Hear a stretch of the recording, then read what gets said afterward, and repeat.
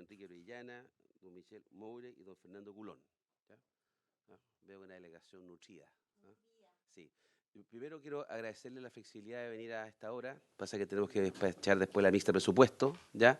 Sé que el tiempo es bastante acotado el que le dejamos, pero también por mandato tenemos que recibir este informe, pero además porque queremos recibir este informe. ¿Ah? ¿Ah? Sí, exactamente. Por eso lo dije. Logré mi objetivo que captara el sentido profundo. Sí. Así que, sin más, le doy la palabra para conocer el informe de estabilidad financiera. ¿Ya? Y gracias por enviar el documento el día anterior. Muchas gracias, presidente. Buenos días, señores senadores. Corresponde hacer la presentación de lo que es este informe de estabilidad financiera. Lo voy a decir en la presentación, pero es importante hacer notar que este no es un informe de proyecciones, sino que este es un informe que analiza, buenos días, senador, que analiza cuáles son los riesgos que tiene o que enfrenta la economía y cómo se comporta el sistema financiero en ese contexto. Entonces, voy a pasar rápidamente por las láminas para respetar el tiempo acotado que tienen ustedes para esta presentación. Están con varios desafíos al mismo tiempo. Si hay alguna lámina en que ustedes quieran detenerse, paramos un poco más. Esta presentación entonces viene precedida de una reunión de política financiera, reunión que sostuvimos el día lunes y martes de esta semana, instancia en la que el Consejo del Banco Central decidió mantener el requerimiento de capital contracíclico para el sistema bancario en un nivel de 0,5% de los activos ponderados por riesgo, el cual va a ser exigible desde el mes de mayo de 2024. Esto significa que en la reunión propiamente tal no hubo cambio en la decisión del Banco Central y se mantiene el requerimiento en el nivel que se había fijado en la reunión de mayo de 2023. Esta reunión se acompaña, como les decía, de un informe de estabilidad financiera que se inserta en el cumplimiento del objetivo del Banco Central relacionado con velar por la estabilidad de los pagos internos y externos. Desde esa perspectiva, el propósito de este informe es centrarse en las vulnerabilidades, en los riesgos y en los mitigadores de nuestro sistema financiero para absorber shocks severos. Se trata entonces de un informe que, a diferencia del informe política monetaria, que lo que hace es entregar proyecciones de la economía, lo que hace es centrarse en escenarios de riesgo que, aunque menos probables, son posibles. Los antecedentes que disponemos muestran que la economía chilena ha continuado avanzando en la resolución de sus desbalances o desequilibrios macroeconómicos de los años previos, lo que nos permitiría enfrentar shocks posibles de una mejor manera. Así, a la reducción de la inflación y de las tasas de interés de corto plazo, particularmente aquellas que tienen más relación con la política monetaria, se suma una caída en el endeudamiento de las empresas y en una normalización de los indicadores financieros de los usuarios de crédito. En todo caso, como es habitual, se observa heterogeneidad entre los distintos actores de la economía. Por su parte, la banca local cuenta con liquidez, con provisiones y con capital suficiente para enfrentar escenarios de estrés severos. El escenario externo también ofrece algunas noticias favorables, entre ellas que los eventos que afectaron a la banca regional en Estados Unidos durante marzo no han vuelto a generar tensiones en los mercados financieros globales. De hecho, estos han sido objeto de un amplio debate, del cual hoy se están extrayendo lecciones para la supervisión, regulación y resolución bancaria, la que podría decantar en una redefinición de estándares de regulación global en el mediano y en el largo plazo. Con todo, estas vulnerabilidades siguen presentes en el sistema. Sin embargo, el escenario internacional que estamos viendo hoy día, en este dominan eventos que han incrementado los riesgos. Por un lado, la evolución de la economía de Estados Unidos sigue siendo una fuente de incertidumbre para los mercados globales. En los últimos meses hemos visto un mayor dinamismo en su actividad, lo que ha aumentado las dudas respecto de cómo va a evolucionar su inflación y ha hecho que tanto la Reserva Federal como el mercado esperen que la política monetaria en ese país se mantenga restrictiva por un periodo más prolongado. Se han sumado dudas respecto a la situación fiscal, además, en medio de un ambiente económico y político desafiante. En lo más reciente, al ya complejo panorama internacional, se ha agregado el impacto de tensiones geopolíticas, particularmente los eventos que se viven hoy en Medio Oriente. En este contexto, hemos observado una alza significativa en la volatilidad de los mercados financieros globales. Estos están siendo especialmente sensibles a cualquier noticia que resulte algo distinta de lo que se esperaba, registrándose cambios relevantes en distintas variables en periodos cortos de tiempo.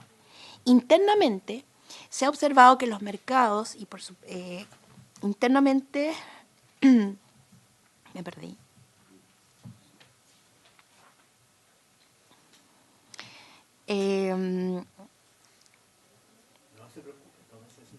Me perdí donde iba en la frase. La presencia. Internamente se ha observado gracias a un comportamiento similar, particularmente en el mercado cambiario. Muchas gracias, senador. La presencia de una mayor volatilidad por sí sola es un elemento que debe ser observado con mucha cautela. Por un lado, es importante entender cuáles son sus causas. Por otro, dificulta extraer señales claras respecto a cuáles son las tendencias que están presentándose en los mercados y, por supuesto, aquilatar correctamente sus implicancias para el corto y para el mediano plazo. Por lo pronto, más allá de estos movimientos recientes, las condiciones financieras globales, particularmente para las economías emergentes, se han ido estrechando respecto de lo que se observaba hace unos meses. El principal riesgo que se enfrenta entonces es que la agudización de esa estrechez dé paso a cambios abruptos en los mercados. En este contexto, es importante que todos los actores de la economía sigan fortaleciendo todas sus capacidades. En lo que dice relación con la banca, se aproxima el vencimiento de políticas de apoyo establecidas durante la pandemia, a lo que se suma el aumento de riesgo de crédito y la convergencia a Basilea III. En el caso de los usuarios y de los oferentes de crédito, el principal riesgo es un deterioro abrupto de las condiciones financieras externas. En este contexto, se reafirma la necesidad de continuar adoptando medidas orientadas a fortalecer la resiliencia y la capacidad del sistema financiero para amortiguar eventos adversos. Paso entonces ahora a analizar la situación específica del sistema financiero internacional. Como indiqué hace unos momentos, los riesgos del escenario internacional han aumentado, siguen siendo la principal fuente de preocupación para el escenario macrofinanciero global. Y en este contexto, el principal cambio ha sido el estrechamiento y la volatilidad de las condiciones financieras mundiales. Las tasas de interés de largo plazo estadounidenses han aumentado de forma relevante, lo que se ha ido transmitiendo al resto de las economías, por cierto, incluida la economía chilena. Las tasas a 10 años plazo de Estados Unidos se han situado a niveles que no se observaba desde 2007, mientras que las tasas de economías emergentes y desarrolladas también han tenido aumentos importantes. En los últimos días, tras la reunión donde la Reserva Federal decidió mantener su tasa y la publicación de datos de mercado laboral en ese país, estas tasas han tenido algún retroceso. En todo caso, siguen siendo elevadas y se revisan en una perspectiva histórica. En el gráfico vemos las áreas reflejan la dispersión que hay en los países desarrollados y emergentes respecto al rango de las tasas soberanas.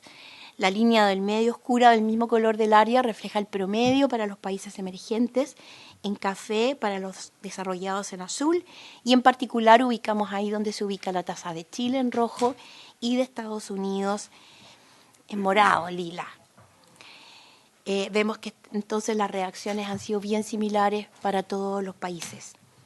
Por otro lado, la Reserva Federal ha reforzado el mensaje de una restricción monetaria prolongada, sin descartar nuevas alzas de la tasa de fondos federales, lo que ha aumentado la diferencia en la trayectoria inflacionaria y de política monetaria en economías. Y lo que vemos ahí en el gráfico es cómo ha ido evolucionando la trayectoria esperada para la política monetaria de la Reserva Federal. La línea punteada roja indica cómo estábamos más o menos en el informe de mayo del informe de estabilidad financiera y cómo ella ha ido subiendo en el tiempo hasta la línea roja continua que está marcando los futuros más recientes, y en azul está cómo ha ido evolucionando el comportamiento que señaliza la Reserva Federal para la evolución de su tasa de interés futura. Así, tras un periodo de mayor optimismo en los últimos meses, los mercados financieros globales han dado cuenta de un menor apetito por riesgo, fortaleciéndose por lo tanto el dólar, afectando negativamente el precio de los activos más riesgosos. Comparado con inicios de septiembre, el dólar, lo que llamamos el DXY, comparativo a otras monedas, subió cerca de un 3%, y el indicador de riesgo global VIX también aumentó con un retroceso en los últimos días. En todo caso, en los últimos días se han ido observando una reversión general de estas tendencias. En cuanto a las bolsas, presentaron pérdidas de forma generalizada, destacando la caída de las emergentes. El gráfico que tienen en pantalla muestra cómo se apreció con fuerza el DXY, algún retroceso en los últimos días. Vemos cómo ha sido la evolución del VIX, que es este indicador de volatilidad en el mercado accionario, y cómo ha sido su respuesta también en los últimos días. Y en el gráfico de la derecha vemos cómo la bolsa entre el 31 de agosto, entre enero y agosto tuvo crecimiento y cómo vimos retrocesos en el último periodo. El mercado financiero chileno ha incorporado esta mayor percepción de riesgo global, observándose un incremento en el costo de financiamiento de largo plazo para todo tipo de agentes. Las tasas de los papeles soberanos han tenido aumentos relevantes desde septiembre a la fecha por sobre las economías emergentes y desarrolladas. Estos aumentos se ubicaron en torno a los 100 puntos base, tanto en términos nominales como en unidades de fomento. En el caso del sector corporativo, la tasa a 10 años en UF se ubica cerca de sus máximos también de los últimos 15 años. La tasa de los créditos hipotecarios también han subido, llegando a un nivel de 4,35.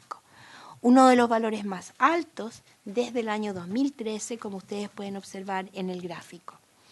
Es importante recordar que las tasas hipotecarias, por corresponder a un financiamiento de largo plazo, se relacionan menos con la política monetaria y en cambio responden más a estos cambios en el financiamiento de largo plazo, que también dicen relación con la evolución de los mercados financieros en el largo plazo que comentamos del sector externo. La respuesta del mercado financiero local se da en un contexto donde los indicadores que dan cuenta de la profundidad del mercado de capitales local continúan bajos. Esto desde una perspectiva histórica. Durante este año, el mercado de renta fija ha presentado mayores montos transados en términos nominales, considerando tanto operaciones en bolsa como fuera de rueda, también conocidas como OTC. Sin embargo, medidos en términos reales, dichos montos equivalen a cerca de la mitad de lo que se registraba antes de la pandemia.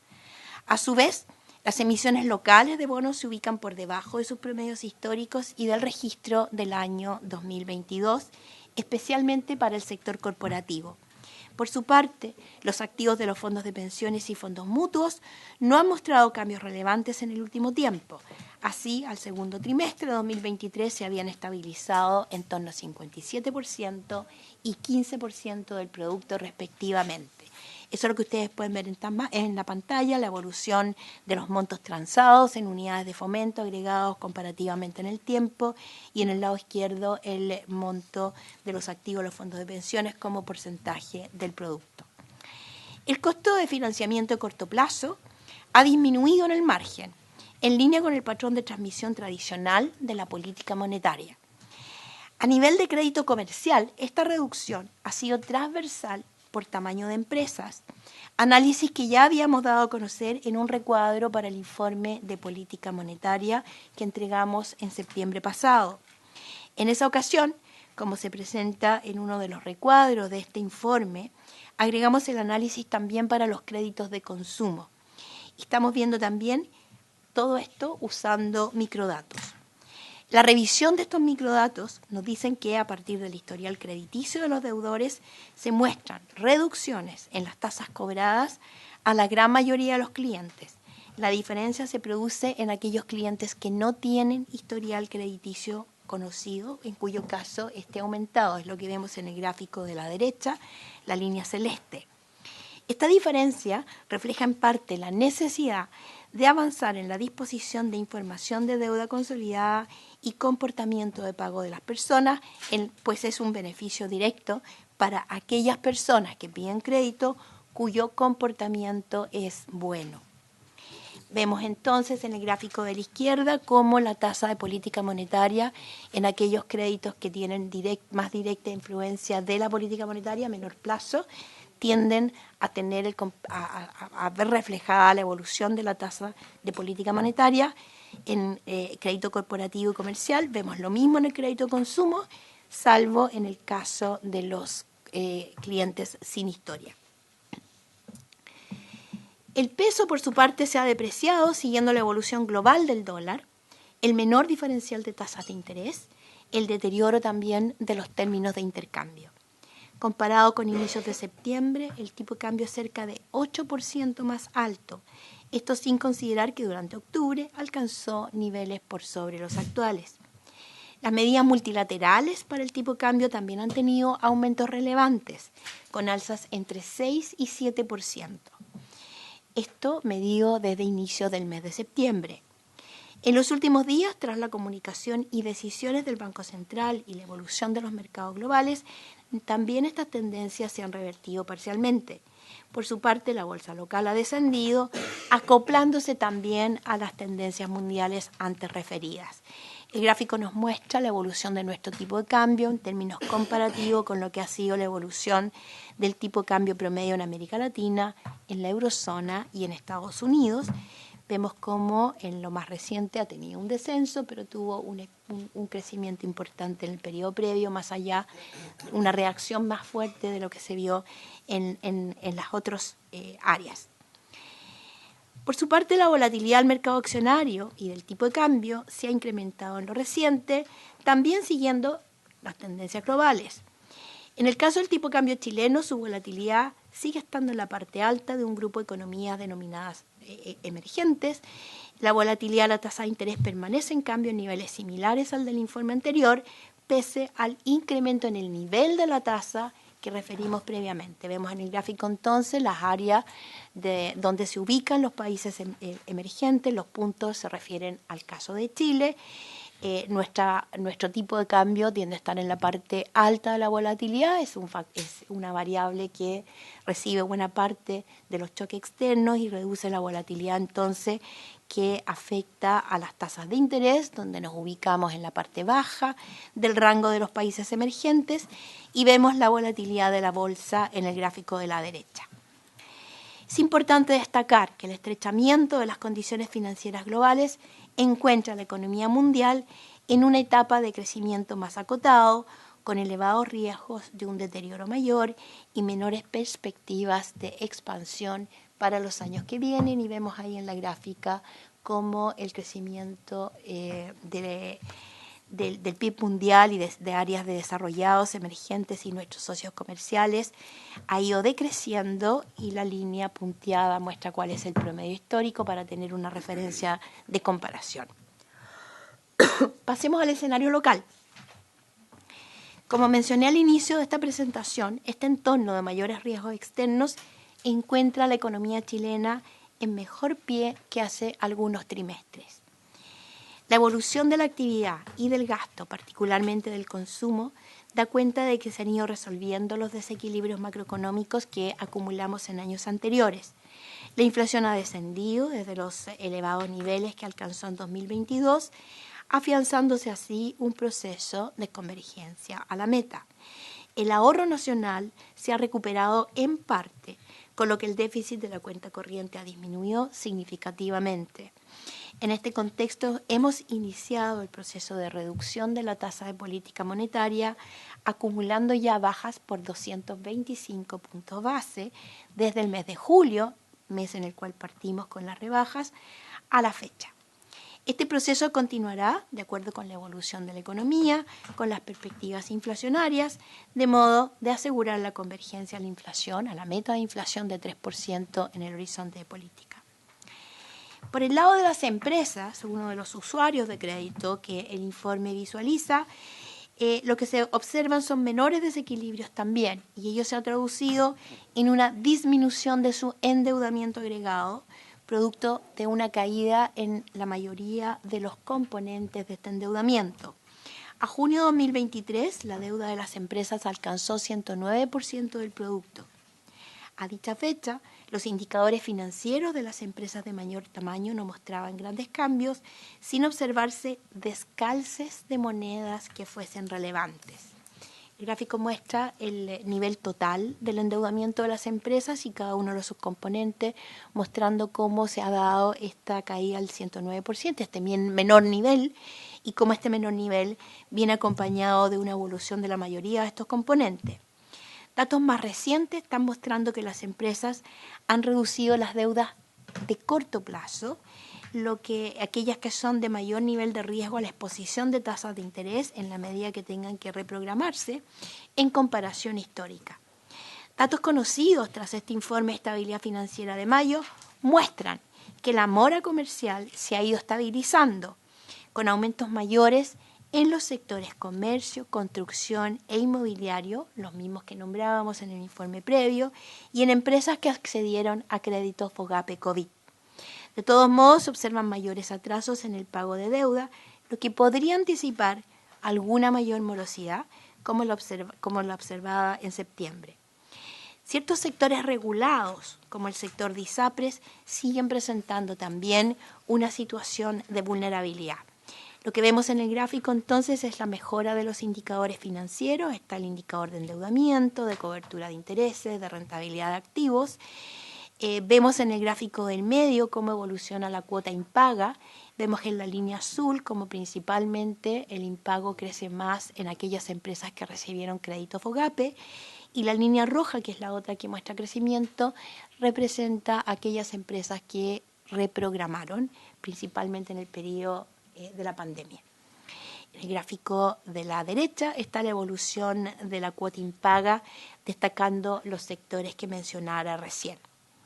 Al igual que en el IEF anterior, los ejercicios de estrés para las empresas muestran que una de sus principales vulnerabilidades es la exposición al riesgo de tasa de interés. Este es un riesgo que debiera disminuir en los próximos ejercicios a medida que el sector bancario traspasa bajas de tasas de referencia en los costos de los créditos comerciales. El impacto del shock de ventas que se simula en las pruebas de estrés que se aplican también a las firmas aumenta, destacando en este caso la relevancia entre las empresas medianas y grandes y los sectores de comercio, manufactura e inmobiliario. Ello se explica porque estos grupos registran menores niveles de venta respecto al ejercicio anterior y también por el tamaño de su deuda es mayor dentro de la cartera del sistema. De mayor impacto es el riesgo de indexación que se ve mitigado por la menor tenencia de deuda en UF. Con todo, la deuda en riesgo efectiva aumenta entre 0,8 y 0,9% del producto entre ambos ejercicios. Ello se explica casi en su totalidad por el mayor impago de empresas que mencionamos previamente y que se acogieron a políticas de apoyo durante la pandemia. Como referencia, la deuda en riesgo estimada es de un nivel similar a la suma de provisiones comerciales efectivas y al gasto adicional que sale del ejercicio de estrés que se le aplica a los bancos, de modo que queda cubierta de acuerdo a los resultados de ese ejercicio de estrés que vamos a ver en un momento más, y eso es lo que indican las columnas amarillas al final del gráfico que están viendo. La primera columna es el ejercicio de estrés del IEF del primer semestre. La parte azul oscura muestra el ejercicio en la partida, la base, la situación efectiva de riesgo en la partida, y los colores adicionales van mostrando el efecto del shock que se le aplica. En esta oportunidad el shock que se aplica es más intenso que en ejercicios anteriores y se observa después en las líneas verdes y no sé, cafés rojas, cómo afecta esto por tamaño de empresa y cómo afecta por sectores de la economía. El impacto por tamaño de empresa aquí está ponderado por la importancia relativa dentro de la cartera del sistema. La columna amarilla, la primera, muestra cómo se han provisionado ya los bancos para hacerse cargo de escenarios de riesgo de cartera, y la última columna muestra el impacto en provisiones que da resultado al ejercicio de estrés severo que vamos a ver más adelante. Es importante recordar que los ejercicios de tensión corresponden, eso sí, a situaciones que son hipotéticas, que someten a la economía a shocks que son extremos, con impactos muy relevantes en la actividad, en el empleo y en las condiciones financieras, precisamente porque su objetivo es evaluar si las holguras actuales son suficientes para enfrentar estos escenarios extremadamente adversos. Cabe señalar que en consideración a las ya estrechas condiciones financieras externas, como les mencionaba recién, en este informe se realizaron pruebas de tensión sujetas a shocks más exigentes que lo que usualmente se considera en ejercicios previos para empresas, para hogares y para bancos. Pasemos a la situación de los hogares. Los indicadores de endeudamiento de los hogares han tendido a estabilizarse en los últimos meses, reduciendo su exposición a cambios en la tasa de interés. Así, se observa que el menor dinamismo de los créditos rotativos, junto a la reducción de la tasa de política monetaria, contribuirá a reducir la vulnerabilidad de los quintiles de menores ingresos a tasas de interés elevadas. Los grupos de mayores ingresos han mostrado cierto aumento en su carga financiera por el efecto que la inflación tiene en el pago de los créditos hipotecarios. El impago total exhibe cierta estabilización también en el margen. En lo venidero, un deterioro severo en el mercado laboral pasa a ser el principal riesgo para la capacidad de pago de los hogares.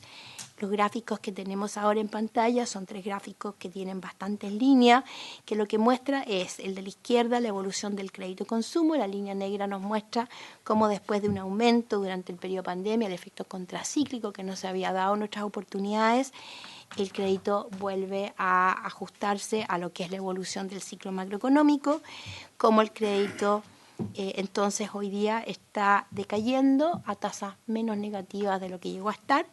En el gráfico del medio está la razón de carga financiera a ingresos de los hogares, cuál es la carga financiera que están soportando hoy día los hogares, separados por el quintil 1 y 4 en la primera parte del gráfico y diferenciado del quintil de más altos ingresos. Vemos que para el quintil 1 al 4 la carga financiera tiene más directa relación con el crédito consumo que con el crédito hipotecario, y por lo tanto el shock que se le aplica está más relacionado con lo que impacta el crédito consumo y las tasas de corto plazo, y que en el margen, después de un crecimiento que lo lleva a niveles históricos, tiene un leve descenso marginal en la punta. Vemos que para el quintil 5 tiene más incidencia el crédito hipotecario, por lo tanto el shock de inflación tiene un efecto mayor allí que lo que tiene en el resto de los hogares, y una menor incidencia entonces del crédito consumo. Y a la derecha está la evolución del impago, donde también está separado por crédito consumo. Créditos de consumo están en azul y créditos hipotecarios también en naranja, y también separados por quintiles de ingreso. Vemos que en todos los quintiles la evolución del impacto es similar. Vemos que en el crédito consumo se ha ido normalizando y estabilizando el impago, mientras que en el hipotecario para los quintiles del 1 al 4 hay un ligero aumento en la mora. En cuanto a los ejercicios de estrés para los hogares, estos muestran que la deuda en riesgo efectiva aumentó desde el 1,2% en diciembre del año pasado a un 1,4% del producto al segundo trimestre de este año. Ello en línea con el mayor impago efectivo que vimos en los créditos de consumo y con la debilidad del mercado laboral. Bajo un escenario de estrés, la deuda en riesgo total ascendería a 4,1% del producto. Era 3,4% en el informe previo. Por shocks, el riesgo de destrucción de empleo, como les mencionaba, severo, es el que explica la mayor parte del aumento. y se concentraría en quintiles de menores ingresos, conforme vimos también en los gráficos. Respecto del ejercicio anterior, el shock de tasa tiene efectos similares en el incremento de la deuda en riesgo, mientras que el de indexación tiene algo más de impacto por la mayor tendencia de deuda hipotecaria entre hogares de mayores ingresos. La información posterior a la utilizada en este ejercicio indica una estabilización entonces en la deuda en riesgo efectiva, principalmente como consecuencia de la reducción en el uso de la deuda de corto plazo, particularmente tarjetas y rotativos. El test de estrés de los hogares, en las dos primeras columnas, en la naranja, la base es cómo aumenta el efecto inicial, la base, por el comportamiento del ciclo económico, cuál es la deuda en riesgo efectiva en la partida del ejercicio de estrés, y los colores celeste, verde y azul más oscuro miden el incremento, el efecto del shock que se le aplica, del test de estrés que se aplica. Vemos que el impacto por desempleo es algo mayor, mientras que el impacto por tasa de inflación es similar al impacto que observábamos en el ejercicio previo. Y cuando los vemos por quintiles de ingreso, está en la última columna cuál es el impacto por quintil de ingresos de este shock severo ampliado que se le aplica a los hogares, con una incidencia mayor en el quintil 2, seguido del 1 y el 3.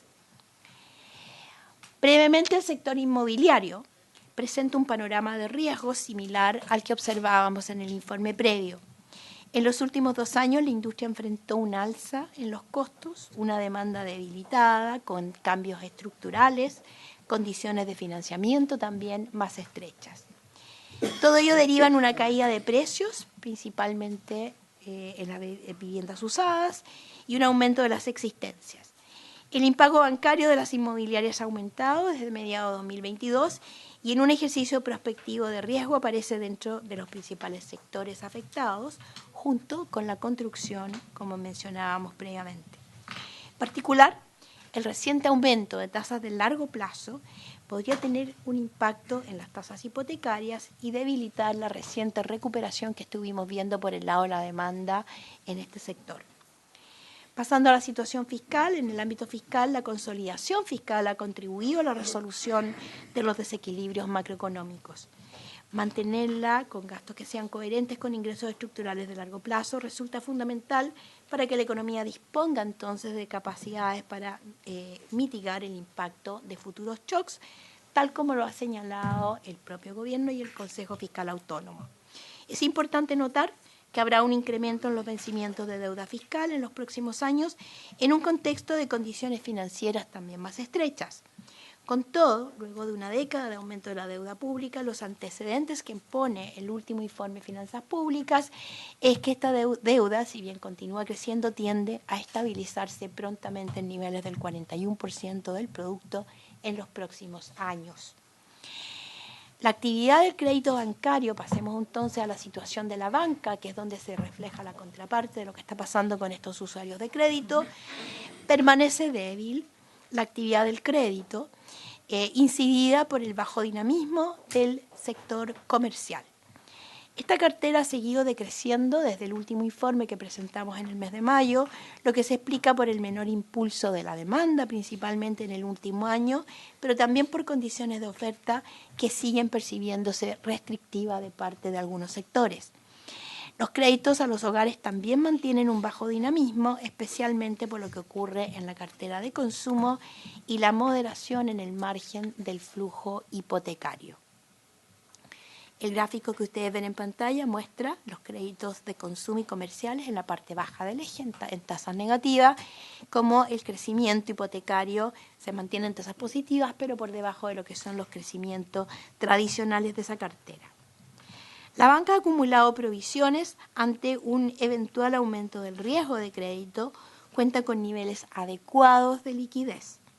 En los últimos meses, la morosidad de la cartera de consumo y comercial se ha estabilizado en torno a valores de 2,7 y 2,2% de la cartera respectivamente. Sin embargo, la banca mantiene un nivel de provisiones totales que son altas en perspectiva histórica y son las que se ven en el gráfico. En azul oscuro están aquellas provisiones reguladas, obligatorias, en celeste provisiones adicionales que la banca está sosteniendo para enfrentar un eventual riesgo. Entre los desarrollos de política financiera local, destacan la aprobación de la ley que fortalece la resiliencia del sistema financiero y sus infraestructuras, el inicio de la implementación también de la ley FinTech. Entre otros avances, de la primera, está la ampliación del acceso a entidades no bancarias al sistema de pagos operado por el Banco Central, lo que llamamos sistema LBTR. Asimismo, el Banco Central podrá contar con nuevas herramientas para la gestión de liquidez, tanto en tiempos normales como en situaciones más estresadas. Y en relación a la agenda de regulación del Banco Central, se abrieron procesos de consulta pública que están avanzando en el desarrollo de iniciativas que anunciamos en el informe anterior, nuevas herramientas para la gestión de liquidez de bancos, al habilitar sistemas de securitización retenida, que permitiría ampliar la disponibilidad de colaterales para permitir el funcionamiento de nuevos modelos de negocio en el mercado de tarjetas de pago y también mejorar la gestión de información en la etapa final del proceso de modernización cambiaria. Quiero pasar ahora entonces a los principales riesgos. Ya nos queda menos. Es importante recordar que la política financiera tiene una mirada prospectiva, centrada en riesgos, como decía al principio. Esto significa que evaluamos constantemente la ocurrencia de shocks que podrían provocar efectos significativos en el sistema financiero y también en la economía. En ocasiones, estos shocks son de una muy baja probabilidad o de baja probabilidad, pero tienen características de que en el caso de concretarse podrían ser dañinos. En este informe estimamos que la evolución de las condiciones financieras externas son el principal riesgo a monitorear para la estabilidad financiera global. Por un lado, no puede descartarse que la estrechez de las condiciones financieras globales se intensifique. Por otro, luego de años de tasas de interés bastante bajas, la búsqueda de rentabilidad, la evolución de mercados financieros podría haber incubado vulnerabilidades en algunos sectores. Destaca también el riesgo de reversión, de fragmentación financiera y las tensiones en intermediarios financieros no bancarios. Asimismo, las tensiones geopolíticas son una fuente de preocupación. Los resultados de los ejercicios aplicados a la banca indican que ella se mantendría en niveles de solvencia y de liquidez suficientes para enfrentar la materialización de riesgos de crédito y de mercado en escenarios tensionados. La situación inicial muestra que la banca mantiene un nivel de adecuación de capital, lo que llamamos IAC, similar al informe previo, con utilidades que se han moderado algo en la medida que disminuye el margen de reajustes. Esto ha sido parcialmente compensado por un aumento en el margen de intereses. En los ejercicios de tensión, el impacto del escenario severo aumentó de 2,7 a 3 puntos porcentuales de este índice de adecuación de capital. Por lo tanto, las holguras de capital permiten a la banca enfrentar shocks mayores sin que el impacto en el IAC difiera sustancialmente respecto a lo que observamos en el informe previo. Los resultados muestran que el riesgo de crédito se mantiene estable respecto al semestre anterior, a lo que contribuye el bajo dinamismo de la cartera de crédito consumo, de la cartera comercial y la política de provisiones de la banca. El riesgo de mercado también se mantiene contenido pese a la volatilidad de los mercados internacionales, a lo que contribuye que la banca mantiene un bajo descalce de plazo comparado con el periodo prepandemia, compensando incluso el shock de tasas aplicado. El riesgo de valoración sigue estable, aunque con una leve alza en el riesgo de moneda, en línea con el supuesto de mayor depreciación cambiaria usado en este shock respecto a los anteriores, a los de ejercicios anteriores. Los resultados indican que la banca entonces mantendría, como señalaba, niveles de liquidez y de solvencia adecuados por sobre los requerimientos regulatorios, lo que le va a permitir enfrentar eventos disruptivos importantes como los mencionados. Con todo, Al igual que el resto de los agentes de nuestra economía, es importante que la banca continúe fortaleciendo capacidades para enfrentar nuevos eventos adversos y abordar el vencimiento de políticas de apoyo entregadas durante la pandemia. Los gráficos que ustedes ven ahí reflejan la diferencia entre el índice de adecuación de capital inicial y después del ejercicio, baja después del ejercicio, y esa baja está reflejada en las columnas rosadas.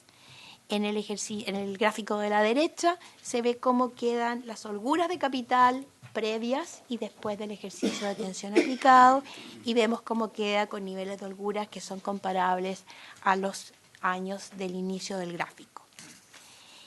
Paso brevemente a comentar este nuevo requerimiento de capital contracíclico. Como indiqué al partir de esta presentación, en nuestra reunión de política financiera del segundo semestre, el Consejo decide mantener el nivel de requerimiento de capital contracíclico para el sistema bancario en un nivel de 0,5% de los activos ponderados por riesgo, el que va a ser exigible desde mayo de 2024. Al igual que en mayo pasado, cuando activamos este requerimiento, su mantención se justifica como una medida precautoria ante la elevada incertidumbre externa, mientras que a nivel local el proceso de resolución de desequilibrios macroeconómicos continúa. De hecho, el aumento de los riesgos externos se mantiene vigente y mantiene vigente la posibilidad de un evento negativo extremo. Esto implica una disminución significativa del crédito, que es lo que querríamos evitar con un instrumento de esta naturaleza. De este modo, contar con este colchón de capital previamente construido y que pueda ser liberado en una instancia como que nos preocupe, severa, en la cual queramos evitar una mayor transmisión del shock a través del canal del crédito, este instrumento nos contribuiría a ese fin.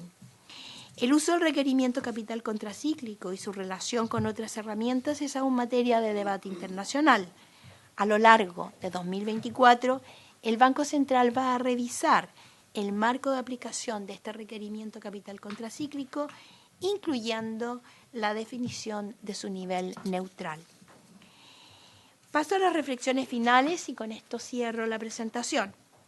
Estimados senadores, la Ley Orgánica Constitucional le otorga al Banco la responsabilidad de velar por el normal funcionamiento de los pagos internos y externos. En la práctica, ello se traduce en una conducción de la política financiera que desde el ámbito propio de su competencia contribuye a darle estabilidad al sistema financiero. Esta estabilidad se da cuando el sistema financiero realiza sus funciones con normalidad, sin disrupciones relevantes, aún frente a situaciones temporales adversas. Esto resulta clave para la correcta transmisión también de la política monetaria y por ende para generar un ambiente propicio para la economía desarrolle su potencial. Como lo señala la teoría económica, un sistema financiero estable puede cumplir sus funciones y que las pueda cumplir bien resulta clave, entre ellas un financiamiento eficiente de la inversión. En este contexto, el informe se prepara con el objetivo de evaluar la salud del sistema financiero, su capacidad para enfrentar shocks severos. No debe entonces entenderse, como señalaba, como una proyección, sino como uno que se enfoca, nuevamente lo digo, en riesgos, vulnerabilidades y mitigadores del sistema, siempre pensando en riesgos de carácter sistémico. Desde esa perspectiva, destaco que en los últimos años nos hemos enfrentado a un conjunto de episodios que han puesto a prueba nuestras capacidades y nos han hecho utilizar parte de las holguras que acumulamos durante años. Luego de varios trimestres desde que estos eventos alcanzaran su punto más álgido, la economía ha avanzado en la resolución de los desequilibrios. Esto nos coloca en un mejor pie para enfrentar desafíos futuros, pero no nos exime del hecho que debemos seguir avanzando en la consolidación de este proceso. Por ejemplo, si bien el gradual repunte del ahorro nacional ha contribuido a estrechar el déficit de la cuenta corriente, sigue siendo un desafío lograr que éste alcance mayores niveles. Aunque no hay recetas obvias para lograrlo, la estabilidad macro y financiera contribuye a este fin.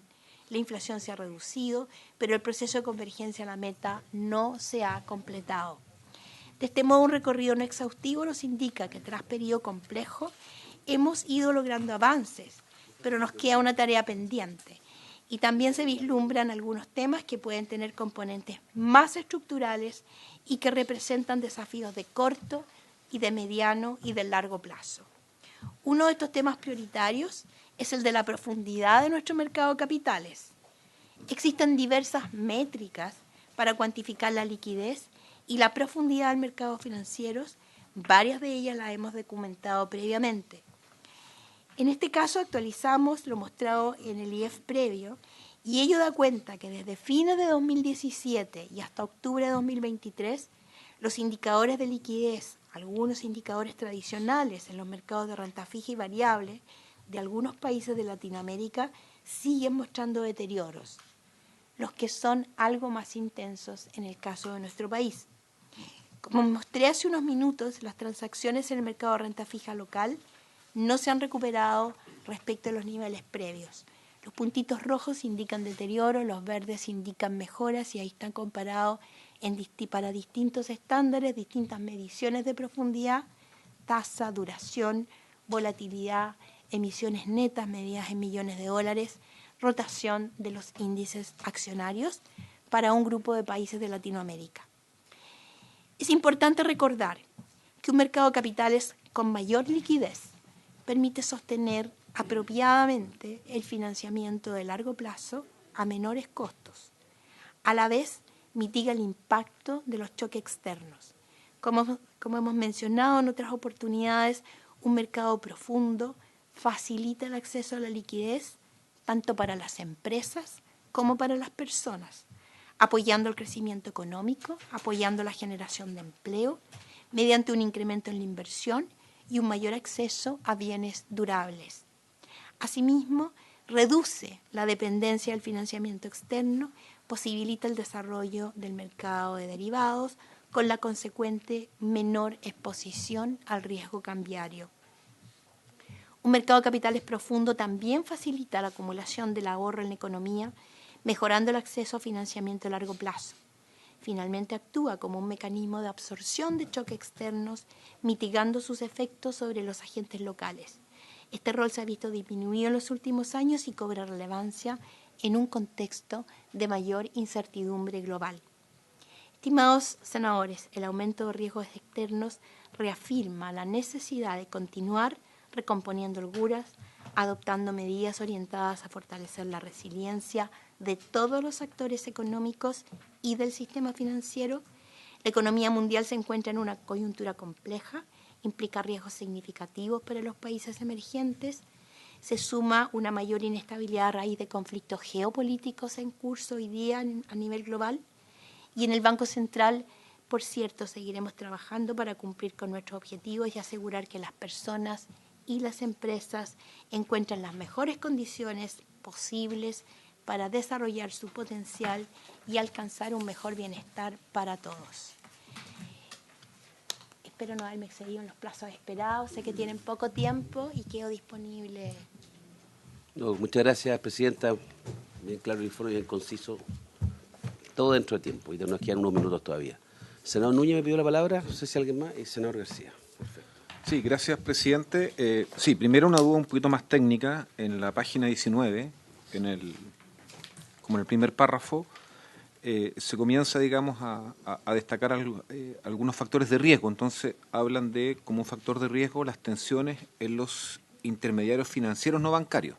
La duda que me queda es si está aludiendo a la situación externa o interna. Porque como en el párrafo precedente hablaba del escenario externo, me gustaría...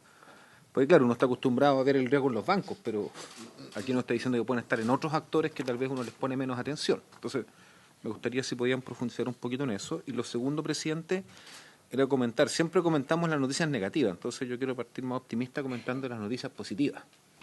Entonces, me llama mucho la atención que dice inflación de octubre sorprende con alza menor a la esperada, y que se esperaba una inflación más alta, que al final el mes pasado fue solo 0,4. ¿Ya? Entonces, ¿por qué pregunto esto? Porque en el informe también, digamos, nos señalan que obviamente el Banco Central quiere llegar a la meta inflacionaria del 3% para completar el proceso de convergencia. Pero claro, uno también surge la duda, completarlo a inicios del 2024, a fines del 2024 no es lo mismo. Entonces, ¿cómo ven yo entiendo que esto es dinámico, digamos, pero ¿cómo ven ustedes ese debate, entendiendo que el mismo informe que usted leyó dice que uno de los principales riesgos para la capacidad de pago de los hogares es el deterioro del mercado laboral? Y con tasas altas de interés es complejo que el mercado laboral se recupere significativamente, porque el crédito está relativamente parado, sobre todo para las pequeñas y medianas empresas. Entonces, ahí tenéis, bueno, y veo a Pepe aquí y digo, y para regiones peor todavía, ya insulsa. Entonces, ahí tengo una preocupación, entendiendo que esto es dinámico y que a mí me llamó harto la atención la noticia positiva hoy día, porque estábamos medio asustados con el 0,7, entonces yo venía con pesimismo, pero ahora que apareció el 0,4, ya partimos con optimismo la sesión y la semana.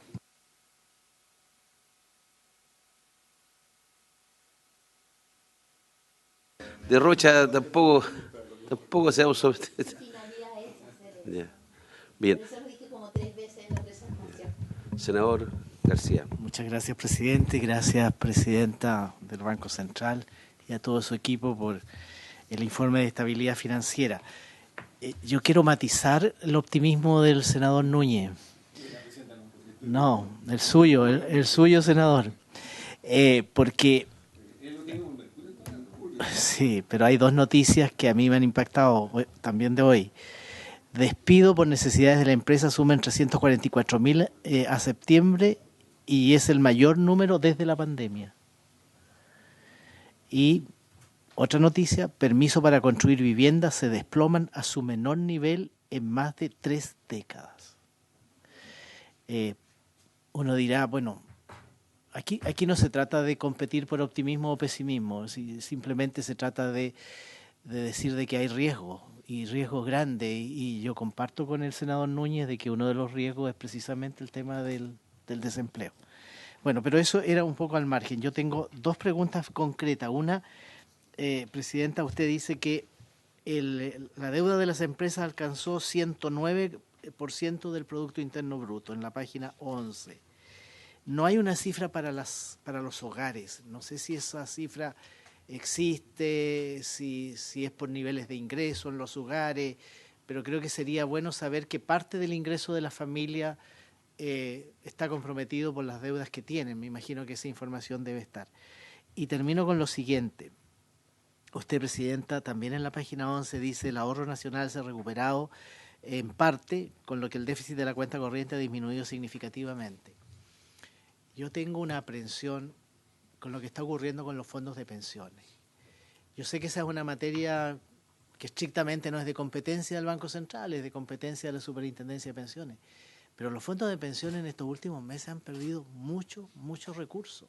Y el ahorro nacional se constituye básicamente por el ahorro previsional. O sea, el ahorro previsional es parte fundamental del ahorro nacional. Entonces, yo no sé si usted se atreve, usted siempre se atreve, pero no sé si lo va a hacer. Es prudente también, así que... Es prudente. Es prudente, sí. Pero yo quiero transmitir que esa es una preocupación de todos nuestros trabajadores, pues sí, esta es una cosa que realmente, o sea, sí, digamos, tiene directa relación con los ingresos de las personas en su jubilación. Gracias, presidente. Sí, por mi parte, colgándome de la pregunta inicial de senador Núñez sobre el tema de los factores de riesgo, las tensiones de los intermediarios financieros no bancarios, esa misma frase, solamente para aclarar que la ignorancia es bien grande de uno, dice, destacan los riesgos de reversión. ¿Qué significa? No sé qué significa eso. Eso ya es pregunta pedagógica. Y lo otro, en el gráfico 7 de la página 9, que sale la evolución de las monedas en Estados Unidos, la eurozona, Chile y América Latina, sí hay una explicación de por qué en el caso de Chile, si bien América Latina también ha tenido una depreciación, pero bien por debajo de lo que era a principios de año, Chile ha tenido este efecto tan marcado de depreciación del peso, ¿ya? O sea, claramente la pendiente es distinta, ¿ah? Y ya parte además desde arriba, sobre el cielo. Eso.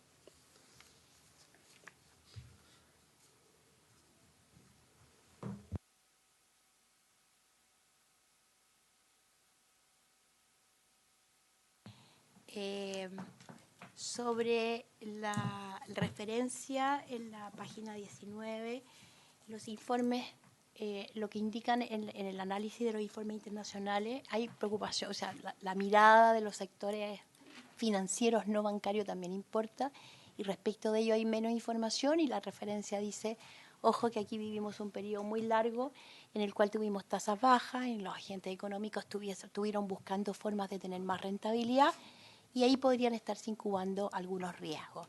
No se ven sistémicos dentro del sistema, pero también hay que estar mirando atentamente la evolución, no solamente del sistema bancario. Esa es un poco la referencia que se está haciendo y que alude más bien a los informes internacionales, pero uno siempre tiene que estar mirando el sector financiero en general. Desde el punto de vista sistémico, no estamos viendo en el caso nuestro un riesgo relevante, pero no por eso no hay que mirar, atendiendo a la evolución previa que tuvieron los mercados y este importante aumento de tasas que se da después de mercados que se estuvieron acostumbrando a niveles de tasas bastante bajas. Respecto a la pregunta de la inflación de hoy día, el dato de inflación de hoy día es un dato que me parece un dato positivo. Llegar a una inflación de 5% es un es un avance adicional en el proceso de convergencia inflacionaria. En el caso de la inflación sin volátiles llegamos a un nivel del 6,5%. Son todavía inflaciones que hay que seguir controlando, todavía hay tarea pendiente, pero sigue marcando una tendencia que va alineada con las proyecciones que tuvimos en la última reunión de política monetaria. No vemos grandes diferencias allí.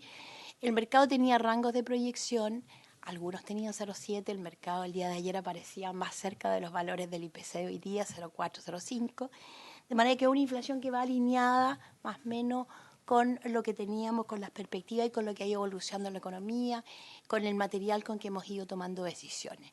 Sin duda estamos pasando por un periodo en que tenemos que manejar la política monetaria de manera tal de no sacrificar lo avanzado en inflación, pero tampoco generarle costos a la economía que sean mayores a los necesarios. Nuestra meta de inflación es la convergencia dentro de un periodo de 2 años, y en el informe pusimos que esta se lograría hacia fines de 2024. Han pasado una serie de eventos.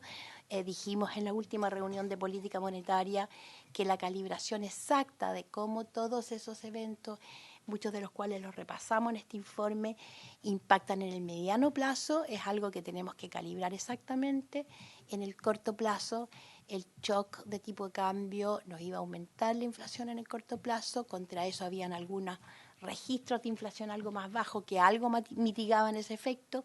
Tenemos un shock de precio del petróleo entre medio que también nos afecta al alza en el corto plazo, pero todos estos impactos en el mediano plazo también inciden, tienen un efecto contrario, y por lo tanto hay que calibrar precisamente el efecto global dentro del periodo en que el Banco Central conduce la convergencia a la meta. Eso lo vamos a ver en el informe de septiembre, y eso es lo que nos llevó a una señal de precaución y a bajar la tasa 50 puntos base en la última reunión. Pero ciertamente tenemos que trabajar en no sacrificar logros, seguir con la convergencia de la inflación y tampoco generar costos en la economía que sean que repercutan y que dañen el bienestar de la población, sino que la dosis necesaria y precisa que la economía requiera en cada momento. Y eso, claro, el ciclo económico ha ido generando un impacto en el mercado laboral. El impacto en el mercado laboral está generando poco empleo asalariado formal, más bien está estabilizado. Y hay efectos en el mercado laboral los cuales hay que profundizar y que tienen que ver con niveles de participación laboral en segmentos de la población sobre 55 años y la población joven que se quedó rezagada, que también tenemos que mirar atentamente. El senador García preguntaba por la deuda de hogares como porcentaje del PIB. No entiendo el número. Perdón, presidente, una breve interrupción. También se me olvidó preguntar, el 109% del PIB de deuda de las empresas, yo lo puedo comparar con, digamos, en el marco de otros países, es una deuda alta, es como la media, es como baja. ¿Hay algún tipo de comparación? Más que compararlo entre países, lo que tenemos ahí es poder comparar cómo ha ido evolucionando en el tiempo, y la verdad es que ha ido reduciéndose ya y está en niveles que son comparables con lo que teníamos en periodos previos a este conjunto de ciclos que hemos visto. Las firmas, el caso de las empresas en nuestro país, aumentaron la deuda a fines del 2019, aumentaron su endeudamiento, mantuvieron liquidez y fueron después normalizando y reduciendo sus niveles de deuda. El gráfico no sé si podemos volver a poner el gráfico para que se vea su evolución en el tiempo y poder dimensionar con esa perspectiva la pregunta del senador. Pero se nos fue Fernando y no sacó nada diciendo que lo pongamos.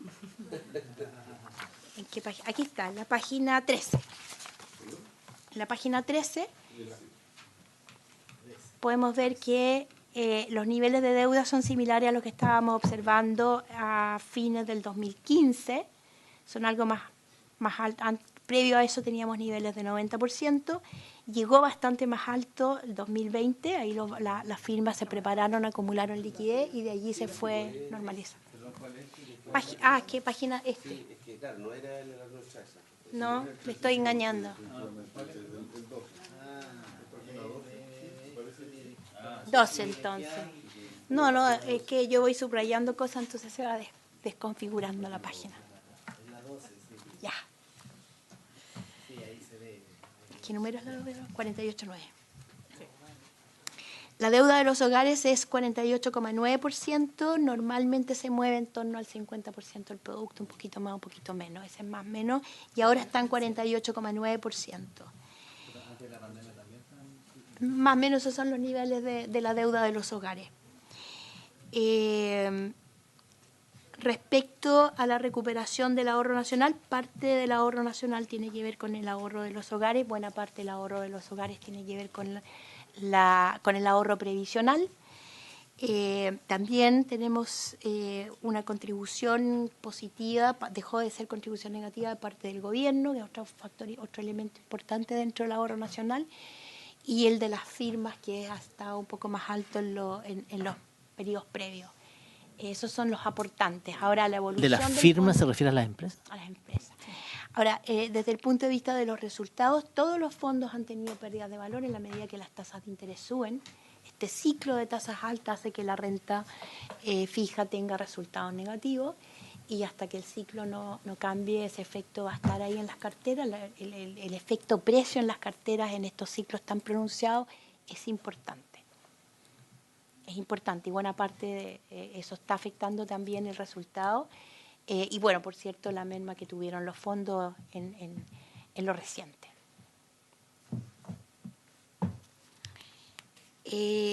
Sobre la pregunta de los riesgos de reversión. Los riesgos de reversión se refiere a que por un periodo, después de la crisis del 2008, ciertas regulaciones, el entorno macroregulatorio llevó a una demanda importante por papeles largos y eso generó una baja en las tasas que en lo más reciente tuvo algún nivel de reversión y si hay cambios relevantes o movimientos de aversión al riesgo en los mercados pudiera producir distintos movimientos que hay que estar mirando. O sea, si uno tiene una demanda muy alta por estos papeles, inmediatamente lo que hace es subir el precio de los papeles o cuando las tasas bajan sube el precio de los papeles.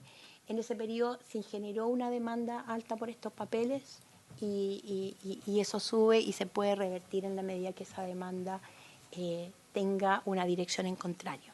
De hecho, en lo más reciente, la demanda por papeles largos en Estados Unidos se ha ido ajustando a demanda por papeles más cortos. Ese tipo de movimientos producen riesgos de reversión en algunos de los componentes de las tasas de interés que están detrás de los papeles. Respecto a la depreciación de Chile, efectivamente tuvimos una depreciación mayor a otros países, como lo mostramos en el gráfico. Ahora llegó Fernando, no sé si nos muestra el gráfico del tipo de cambio.